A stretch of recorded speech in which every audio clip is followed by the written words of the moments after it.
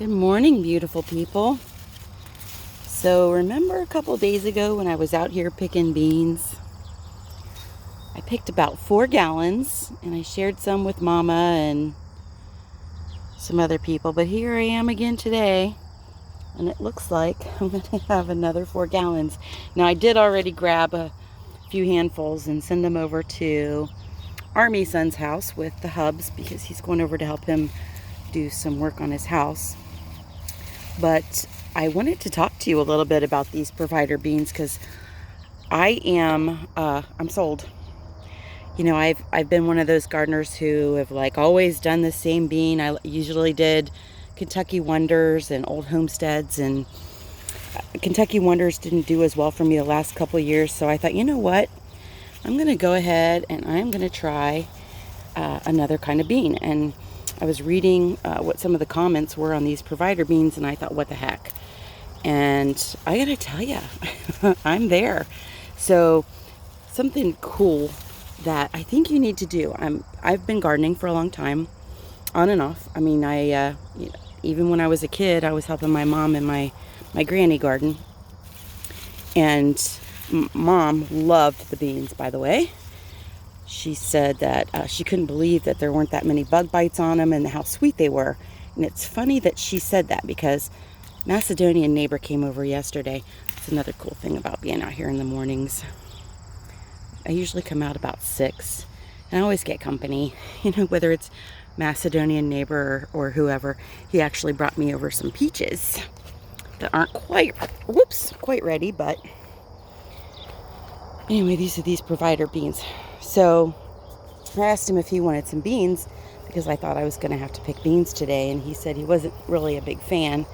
But then he did come over and eat one fresh off the vine, and he said that he liked them a lot better than what his daughter had grown this year because they seemed to be sweeter. And I thought, wow, he thinks they're sweeter too.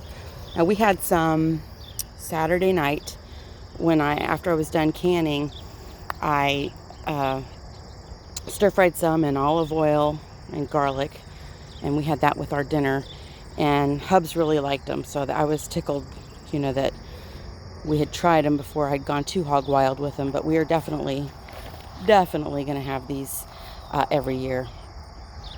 So as someone who's an experienced gardener and talking to experienced gardeners, I want to say every once in a while reach out there and try something new, because it might become your new favorite. Now, I'm not into the fad things. I did grow the noodle beans last year and did not like them at all. Hubs did. I tolerated the first batch, again, sauteed in olive oil and garlic, because that seems to be my thing. But just not a fan. And I know there's a lot of people out there who love them. They are beautiful. That's about all they do for me. Brad's Atomic Grapes, everybody loves them. Hubs and I were like, you know, they're kind of cool to look at, but as far as that burst of flavor that you're looking for in a tomato, not so much. So if you're a new gardener, I would say talk to the experienced gardeners in your area and ask them, hey, what grows best here? You know, what is your favorite bean? You know, and find out if it's an heirloom so that you can save seeds from it if it's something you really like. But if you have a large family and you're looking for something that just produces, I mean, I'm out here 3 days later picking another 4 gallons of beans. So we're going to be set, I think, and you know, plus we're giving some away. So definitely spread your wings out a little and try something new. It's funny because I'm also out here. It's an exciting time in the garden. Things are starting to ripen. We've eaten all of the cucumbers off of the albeit vines, and the squash vine borers got them. So, you know, we got them just in time. You know, we've got some munchers started now, and I'll probably start another kind in the high tunnel. But tomatoes are starting to ripen, and when the grandkids were out here this weekend, you know, that was kind of fun because they got to pick a couple things. But it's always exciting when you can see the fruits, literally, of your labor. Oh my goodness. Just feeling so blessed this morning.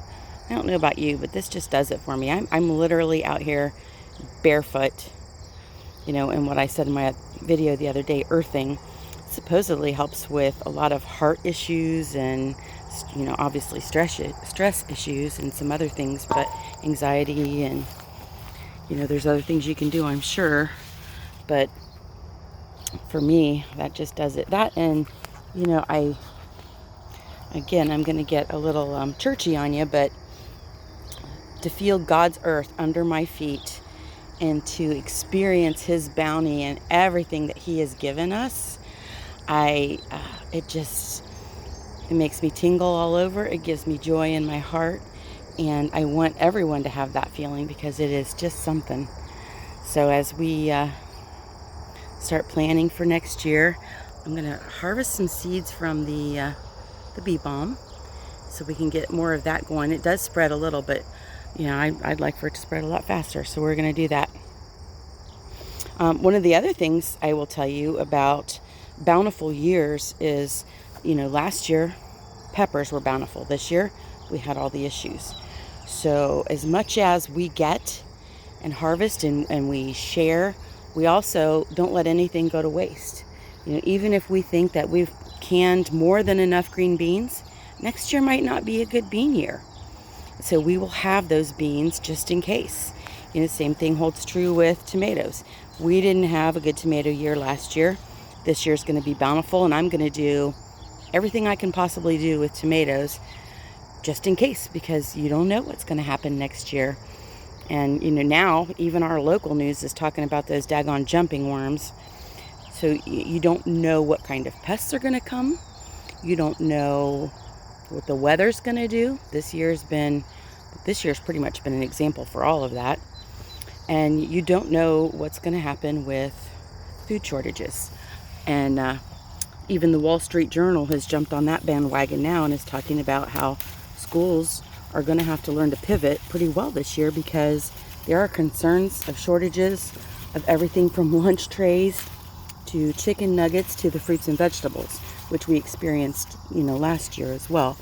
So get out there and do it. Try something new. Make a plan.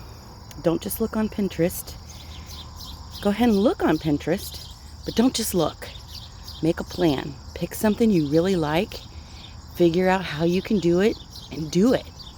There's nothing more rewarding than making your own dream come true by yourself. Till next time, be blessed and be a blessing.